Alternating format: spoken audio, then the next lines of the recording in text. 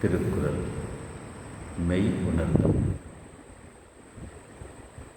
எப்பொருள் எத்தன்மை ஆயினும் எப்பொழுதும் எத்தன்மை ஆயினும் எப்பொருள் எத்தன்மை ஆயினும் எப்பொழுதும் எத்தன்மை ஆயினும் அப்பொருள் அப்பொருள் மெய்ப்பொருள் காண்பது அறிவு.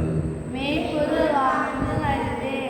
ஒரு பொருளின் தன்மையை ஒரு பொருளின் தன்மையை உலகத்தார் பலவாறாக சொன்னாலும் உண்மையான மெய்ப்பொருளை அறிவதே அறிவு.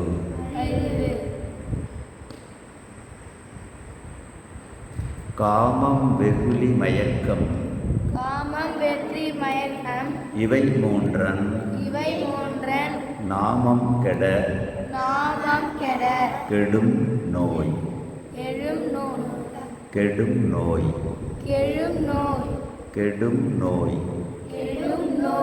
காமம், வெகுளி, மயக்கம் இவை மூன்றன்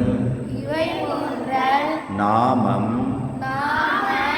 கெட கெடும் நோய். ஆசை, கோபம்,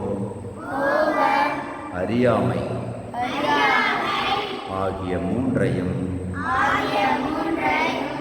பெயர் கூட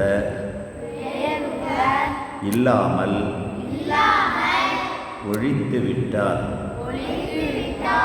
துன்பங்களும் இல்லை.